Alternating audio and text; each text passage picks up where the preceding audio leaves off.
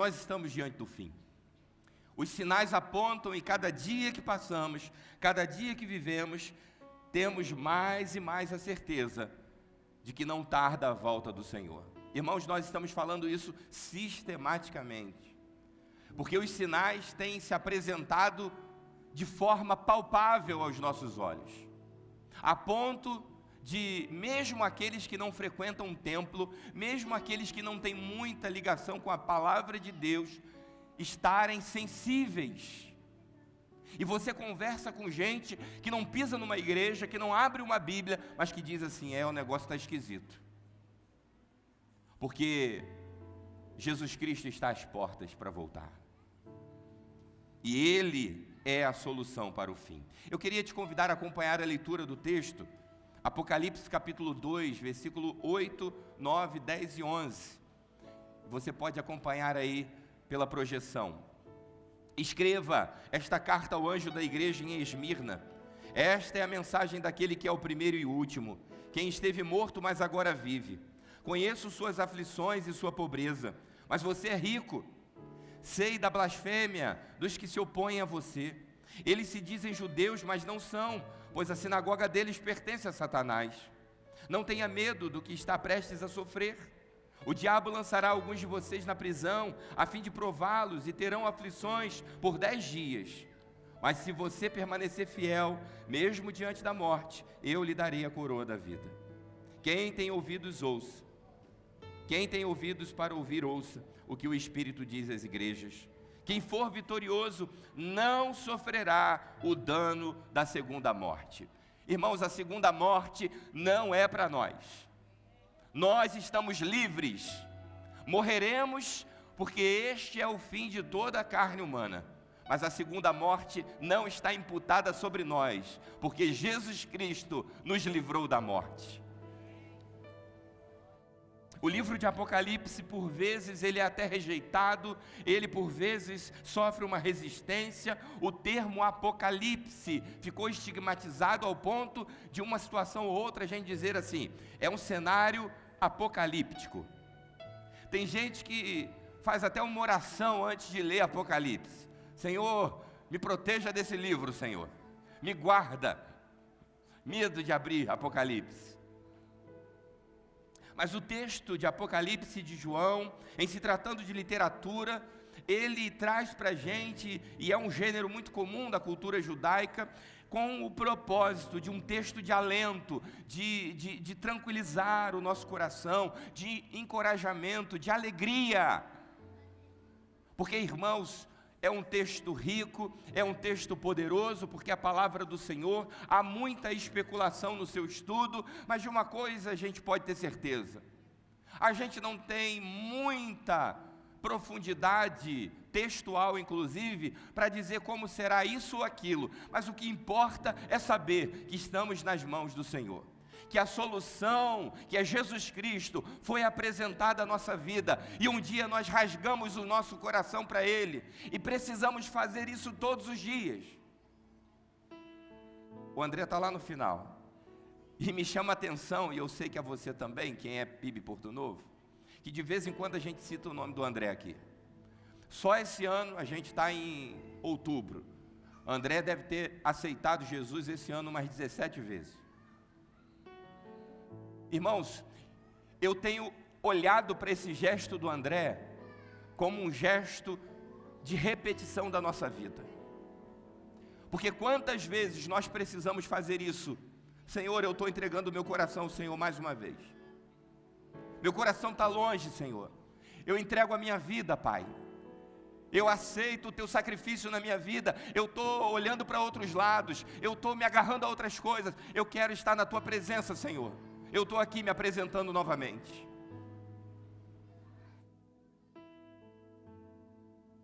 Os dias eram difíceis. Aqueles nossos irmãos do primeiro século estavam enfrentando uma severa perseguição do Império Romano. Nós cantamos aqui. Pastor Márcio pregou sobre isso recentemente. Nós temos na história a figura do imperador romano de então, Domiciano. Aquele a quem as pessoas julgavam ser quase que uma figura de Nero ressuscitado. ao passo que deram a Domiciano o título do mito do Neros revivido. É nesse contexto, onde os cristãos estão sendo mortos, onde eles estão sendo perseguidos, onde João vai para uma ilha, exilado em Pátimos, já idoso, talvez indo para lá pensando, acabou, não tem mais esperança, o que é que eu vou fazer? Eu já estou idoso, já estou em fim de carreira, e agora exilado na ilha de Pátimos. É lá que Deus dá a ele uma visão. Jesus Cristo figurado, escrevendo aos anjos da igreja da Ásia, escreve a Esmirna. E dentro dessa perspectiva, a gente vai entendendo que Deus é aquele que trabalha com os fins, mas é também aquele que trabalha com os recomeços. E portanto, não importa muito o que tem acontecido conosco, ou o que aconteceu até agora. O que importa é saber que nesse momento, o Todo-Poderoso está entre nós. E Ele só quer um coração sensível à voz dEle, para dizer, Senhor, eu estou nesse lugar, e eu preciso da Tua presença. Eu preciso, como eu acabei de cantar, que o Senhor olhe para mim. Eu preciso tocar nas Tuas vestes. Eu preciso sentir virtude da Tua presença sobre a minha vida. Eu preciso provar, ó Pai, daquilo que o Senhor tem derramado, talvez do meu lado, mas eu não esteja sentindo. E como eu tenho batido na tecla aqui, irmãos, esse é um tempo onde a gente precisa mais do que sentir, é ter a convicção de ser. Deus trabalha, Deus é Senhor da história. E quando naquele tempo, naquele momento em que Deus dá a visão a João, o bispo de Esmirna, Policarpo, já com mais de 80 anos, ele é levado e feito sobre ele uma pressão para que ele pudesse negar a fé, para que ele pudesse abandonar Jesus. E ele vai dizer, olha, eu tenho 85 anos, e nesse tempo todo ele nunca me abandonou, não vai ser agora que eu vou abandoná-lo. Irmãos, não importa quantos anos você tenha. Eu tenho 42, você pode ter 30, 20, 50, 80, pode ter quanto for. O fato é que por todos os dias da nossa vida, Ele nunca nos abandonou e nunca nos abandonará. Esmirna era um local considerado como o centro da adoração ao imperador, o culto ao imperador. Ali existia uma comunidade de fé, que não se dobrou, que estava diante do Senhor, fiel, mas trazendo com eles algumas marcas de sofrimento. Marcas essas que talvez você traga também com você. E eu quero concluir essa palavra com 3 máximas que esse texto aplica ao nosso coração. A solução é Jesus Cristo, porque em primeiro lugar, só Ele é eterno. Só o Senhor é eterno. Todas as outras coisas foram criadas. Os anjos dos céus, aqueles que viriam a cair, o mundo, tudo o que há, foi criado, mas Deus não. Ele existe sempre, na história, na eternidade. E a palavra do Senhor vai dizer que Jesus Cristo, essa figura da Trindade, estava com Deus, era Deus, e Ele vai se revelar depois a nós. Mas Jesus é eterno. O texto vai dizer no verso 8 que lemos e o verso 9, esta é a mensagem daquele que é o primeiro e o último, aquele que esteve morto, mas agora vive. Conheço suas aflições. Quando eu penso, irmãos, no primeiro e último, eu sou levado a crer que é um Cristo que antes da confusão se instalar, Ele já existia. E quando tudo passar, Ele continuará existindo. Ele é Senhor da história, Senhor do tempo. É aquele que se faz presente em todos os ambientes, nas águas tranquilas, no vale da sombra da morte. Ele vai dizer, eu sou o primeiro e o último, alfa e ômega. Ele é aquele que acompanha a nossa trajetória. Portanto, confia no Senhor, entrega a Ele o seu caminho, e o mais Ele vai fazer. Está doendo, está machucando, está difícil, eu não estou sentindo, o pecado tenta me tragar, por vezes me derruba, mas eu não largo o meu Senhor, eu continuarei fiel, porque a promessa é que Ele virá e Ele buscará os fiéis para a sua glória. Chegou o tempo, irmãos, de levantarmos as nossas vozes. Chegou o tempo de vibrarmos o nosso coração diante do altar do Senhor e pedirmos: Senhor, tem misericórdia de mim, Senhor. Talvez você não beba, você não fume, você não cheire, mas o seu pecado seja indiferença ao altar do Senhor. Você se preocupa com tudo, você se dedica a tudo e tem deixado as coisas do Senhor. Então a nossa oração é: Senhor, tem misericórdia de mim, eu me arrependo, Senhor. Toca no meu coração, converta minha alma, Senhor. O que eu não posso é ficar para trás, porque Jesus Cristo é a solução, Ele é eterno. Antes do caos se instaurar, Jesus já com o Pai tinha o plano de salvação para a nossa vida. Antes mesmo de Lúcifer no céu se rebelar contra o Senhor, já habitava no coração de Deus dar o seu Filho amado, para que todo aquele que nele crê não perecesse, mas tivesse a vida eterna. E nós somos contemplados por essa glória. Louvado seja o nome do Senhor. Em segundo lugar, Jesus Cristo é a solução para o fim, porque só Ele é capaz de fechar um diagnóstico a nosso respeito. Irmãos, as pessoas têm opiniões sobre nós. Quem fecha diagnóstico é o Senhor. Diagnóstico espiritual. O verso de número 9 diz: conheço suas aflições e sua pobreza, mas você é rico. Olha para esse rico aí do teu lado. Olha aí como é que ele é milionário. A comunidade de Esmirna, irmãos, não era uma comunidade abastada. Não era. Diferente de Laodiceia. Laodiceia o povo tinha grana, Esmirna não. A coisa era apertada, era justa. Mas o Senhor olha e diz: eu conheço as suas aflições, a sua pobreza, mas eu declaro que vocês são ricos. Irmãos, nós somos ricos.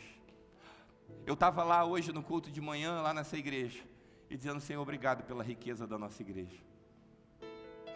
Riqueza de material humano, ainda que falte gente. Se você for em todos os ministérios, está faltando gente. Jesus vai voltar e essas vagas ainda não vão ser preenchidas, irmãos, porque o déficit é sempre maior do que a operação, trabalho. Mas sabe de uma coisa? As coisas acontecem, porque sobre esse exército de gente que se move, gente de carne e osso que faz as coisas acontecerem, conosco está também aquele exército poderoso do Senhor, que Eliseu vai orar e pedir que seu moço Geazi olhe e veja. Portanto, o que os nossos olhos podem ver é esse rico milionário que está do teu lado aí. Mas o que os nossos olhos espirituais podem enxergar é que entre nós está o grande exército do Todo-Poderoso, os anjos do Senhor e a presença do grande Eu Sou entre nós. O pastor João Emílio diz algo muito interessante que eu aprendi com ele, que existem bênçãos com medida e sem medida. Com medida e sem medida. E ele vai dizer assim: olha, um carro, uma camisa, um celular, isso é bênção com medida, tem um preço. Agora tem bênção sem medida. Qual é o preço da paz? A paz de você ter um lar que respira a presença de Deus. E um lar de paz tem muitas das vezes desentendimento, porque são seres humanos. Não tem anjo morando nos nossos endereços, tem gente de carne e osso. Mas tem a paz. Tem a paz de quando a gente olha para a janela, para além dela, de quando a gente olha um telejornal, onde a carnificina do nosso país, do nosso estado, do nosso município acontece, e a gente saber: eu estou firmado no Senhor. Não é o pecado quem dita a minha vida, não é ou não são os números que ditam a minha vida. E apesar de estar sofrendo, apesar de ser sensível à voz e o choro do próximo, eu sei que a minha vida está segura em Deus. Quanto custa um sorriso de um filho? Quanto custa um eu te amo de verdade? Não é um te amo fake, não. É um eu te amo de verdade. Você chegar do trabalho e um abraço de um filho. Quanto custa? Mediante a toda a pandemia que passamos e as lágrimas que saíram dos nossos olhos por conta daqueles que se foram, e perceber que você está aqui. Você não está no Maruí, você não está no cemitério São Gonçalo. Você está aqui, está respirando. Deus preservou a tua vida. Em meio a tanta gente que se foi, Deus preservou você. Você é rico. Você pode estar com dívida, você pode estar com boleto atrasado, você pode estar até com seu nome no SPC. Que Deus te dê sabedoria e força para você vencer isso. Mas do ponto de vista espiritual, os olhos do Senhor passeiam sobre esse lugar, olham para mim, para você e dizem: você é rico, porque você tem o maior tesouro que é a minha presença. A Bíblia diz, irmãos, o que é a vida do homem, porque ela não se consiste naquilo que ele possui. Caixão não tem gaveta, cemitério não tem caixa eletrônico. Do jeito que viemos, voltaremos, mas levaremos conosco a salvação em Cristo Jesus. E se tem uma coisa que é verdade, irmãos, é que não existe pobre coitado no reino de Deus. Spurgeon dizia que se todo cristão parasse pelo menos 5 minutos por dia para refletir sobre as promessas do Senhor, nós cristãos não reclamaríamos da vida. Sabe por quê? Porque dentre as promessas do Senhor está assim: eu não te deixarei, jamais te abandonarei. Eu estarei com você todos os dias da sua vida. Se você for ao profundo do mar, se você for ao cume de uma montanha, nada pode separar o meu amor de você. Temos promessas do Pai. Ele disse que auxiliaria a nossa caminhada, que nos livraria das armadilhas do maligno, que nos livraria do laço do passarinheiro. Quantas vezes, irmãos, a gente confunde achando que riqueza é sinônimo de dinheiro no banco, dinheiro na conta, que é ter. Mas o Senhor nos ensina que à luz da palavra dEle, a igreja, o servo, a comunidade, por mais pobre que seja do ponto de vista econômico, é rica na sua presença. Por isso louvado seja o nome do Senhor, pela riqueza que temos, porque é uma riqueza que dinheiro nenhum pode comprar. E em terceiro e último lugar, nós aprendemos que Jesus é a solução para o fim, porque só Ele é capaz de nos garantir a vitória. O verso 10 diz: não tenha medo do que está prestes a sofrer. O diabo lançará alguns de vocês na prisão, a fim de prová-los, e terão aflições por 10 dias. Uma das características do texto apocalíptico é ter um sentido figurado, em muitos aspectos. Por exemplo, um determinado grupo religioso leu em Apocalipse que 144 mil eram o número dos que seriam salvos. E eles levaram isso para o literal e propagam essa ideia, achando que somente em detrimento dos bilhões que temos de pessoas na terra, 144 mil serão salvos, irão para o céu. Isso é um erro interpretativo. A ideia aqui é alusiva às 12 tribos, aos 12 apóstolos, e uma equação elevada à máxima potência, que daria um número de 144 como sendo uma expressão hipotética, figurada. Assim como uma transposição para entendimento. Por exemplo, quer ver uma coisa? A gente fala com essa geração de hoje sobre disquete, CD, pendrive. Não vou nem falar dos outros não, né? Cassete, VHS, vinil, para não declarar a tua idade. Tu tá velho, irmão. Tu tá velho. Você que já segurou um vinil na mão, já teve aquele cuidado de botar, né, a agulha ali para não arranhar. Você, olha, é um jurássico. Mas você está conservado.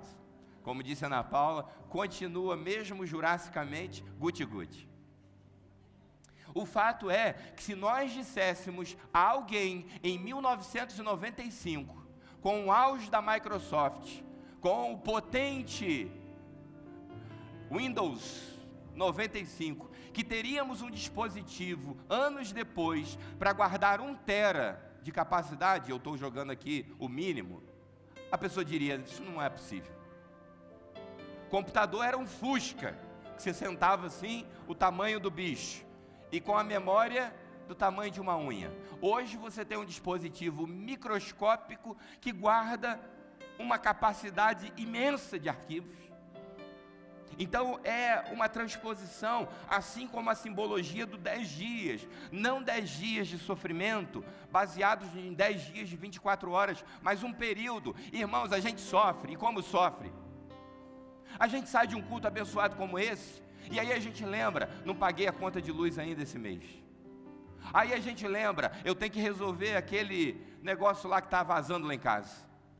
A gente pensa, eu tenho que cuidar agora daquela consulta que eu tinha que marcar, daquele exame que eu vou buscar, e as coisas vão acontecendo, as situações vão aparecendo. É uma semana com gastroenterite, outra semana com gripe, outra semana com conjuntivite, só Jesus na causa. Já tinha gente querendo me levar para a sessão do descarrego aqui na igreja. Mas glórias a Deus, porque passado o sofrimento, vem a glória. Vem a presença do Senhor sobre nós e enxuga dos nossos olhos as lágrimas, o choro, porque o sofrimento na vida do crente é passageiro, mas a promessa da vitória é eterna para a glória do Senhor. E ninguém toma isso das nossas mãos. O texto termina dizendo: se você permanecer fiel mesmo diante da morte, eu lhe darei a coroa da vida. E no verso 11 diz: quem for vitorioso, não sofrerá o dano da segunda morte. Irmãos, o Senhor é bom. E a bondade do Senhor alcançou a nossa geração. Alcançou a minha vida. Quando naquela pregação eu ouvi a voz do Senhor me chamando, e ainda uma criança, pude me render ao Senhor, e desde aquele dia até hoje, graças a Ele, tenho a alegria de servi-lo, a alegria de saber que a minha vida estava perdida, que meu lar estava desgraçado, mas quando Jesus entrou nele, mudou a trajetória.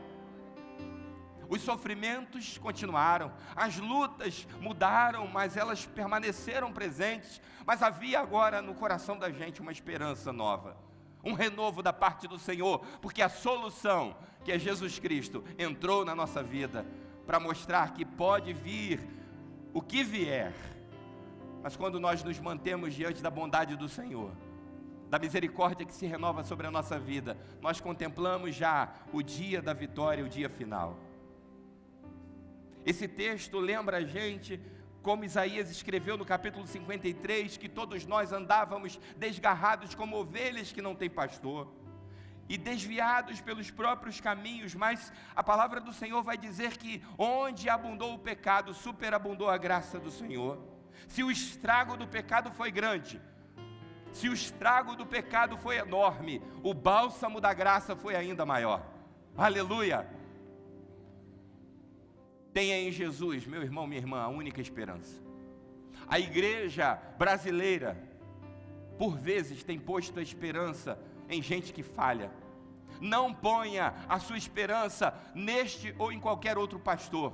Não ponha a sua esperança neste político que governa agora o nosso país, o nosso estado, o nosso município, ou em qualquer outro, porque a solução sempre foi, sempre será, e ela só tem um nome: Jesus Cristo de Nazaré, a quem nos rendemos e louvamos, porque para Ele, por Ele e para Ele são todas as coisas.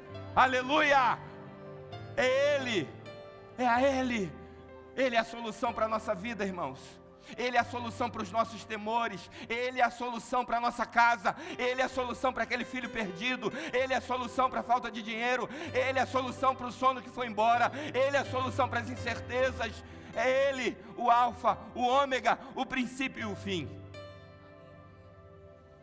Apocalipse 7, eu quero terminar.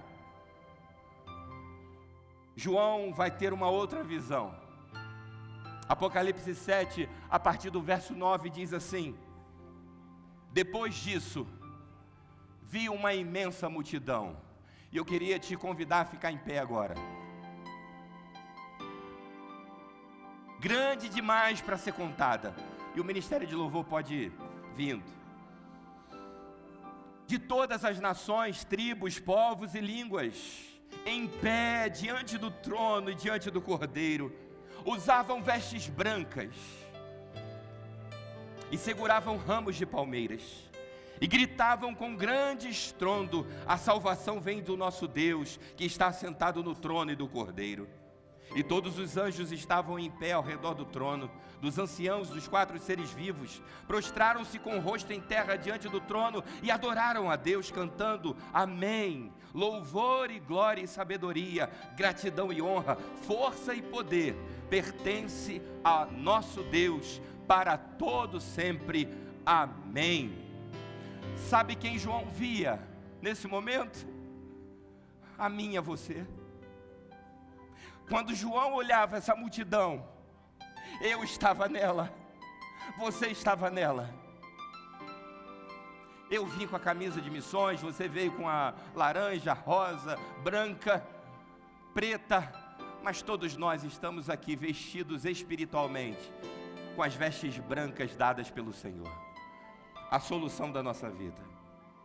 Ele é a nossa salvação. João viu a mim e a você nesse grande grupo, porque a nossa história está escrita, não porque nós sejamos bons, não porque a gente é fera, mas porque o Todo-Poderoso venceu, e Ele é bom, e a bondade dEle foi derramada sobre nós. Louvado seja o nome do Senhor. Nós vamos exaltar a Deus e dizer da bondade dEle para a glória do Senhor.